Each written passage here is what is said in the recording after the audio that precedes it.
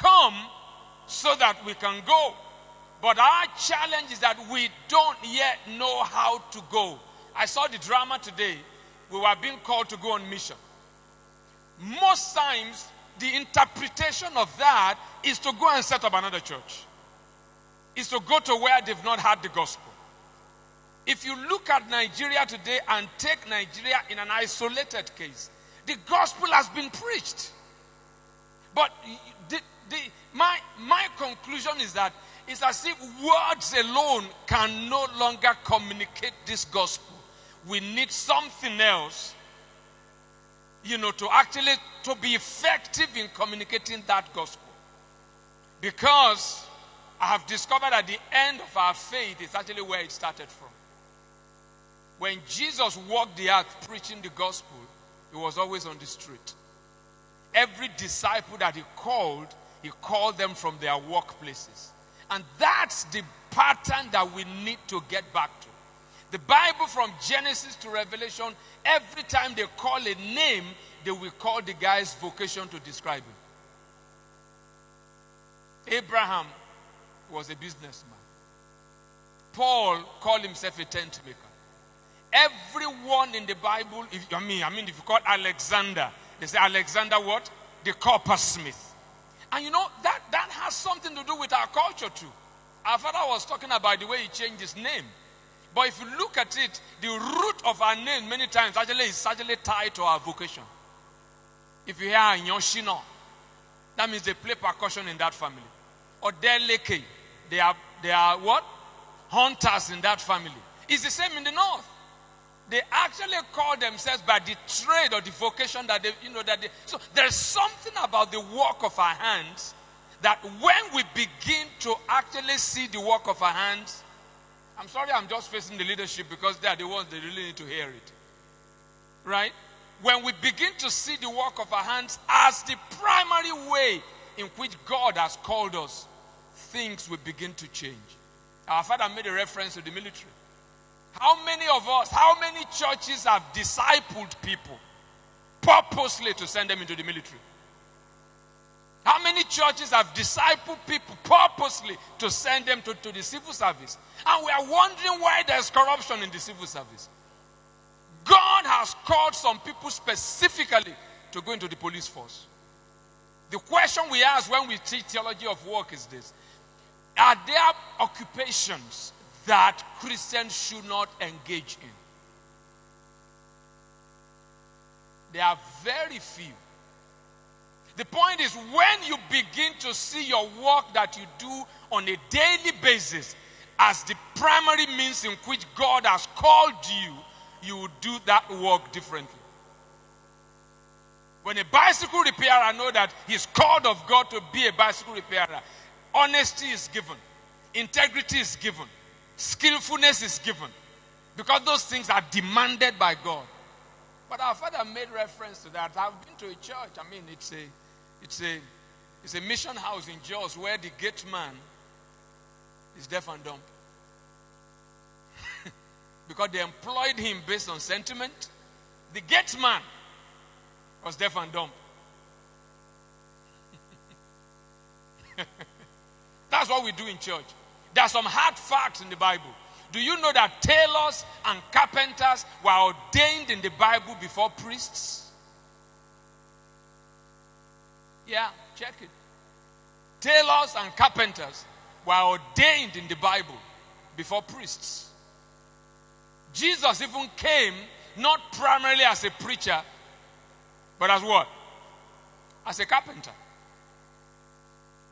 And I believe when he did the carpentry work, I'm very sure he did it well, because he did it by the Spirit of God. So the Bible plays a very, very important, value on work, which today's church, we are not, putting on it. We have this long-held, non-biblical worldview of work. And that worldview has produced a situation where, I'm very used to being close to those who I talk to. So I feel like jumping down, honestly. Can I come down? Thank you. So I can come back here. I'm still very young. I'm not as old as Daddy. So. All right. I think this is better, right? I'm talking to us about work. As we are gathered in this room today, hardly will you find a vocation that is not represented here. And I believe the majority of us here are Christians, right? But you see, we have been taken captive in a church that rates the work of pastors and church-related occupations higher than others. In the seminaries, we call it, there is a sacred, secular divide. We consider some jobs, some occupations as sacred and some as secular. You see, the word secular means godless, devoid of God. Right? So the only work that is spiritual as far as we are concerned is the work of the guy who stands behind a pulpit. It's the work of the guy who carries a Bible and preaches on the road.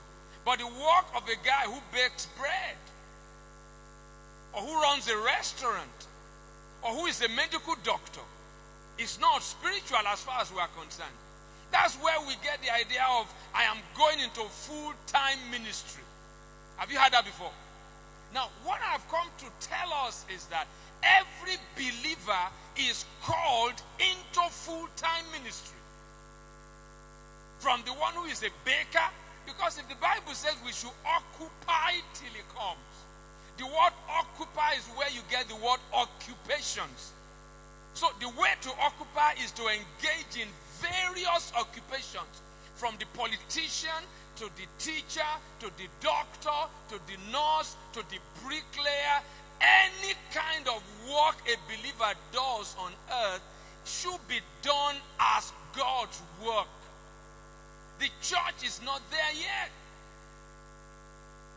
The discipleship program that we have in our churches only focus on make them holy. The focus is inner piety and not how we are going to affect society. And we are wondering why we have a lot of churches and nothing is changing. The whole of Boko Haram put together, they can't be up to 100,000.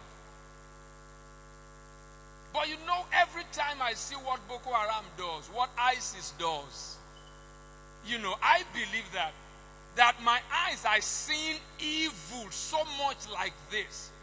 It only tells me that good also is possible.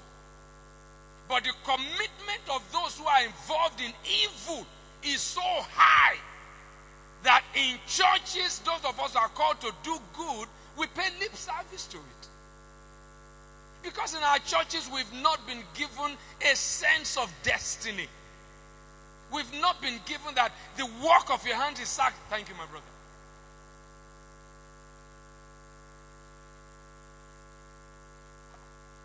Can you go down a bit? How many days do I have now? I said days.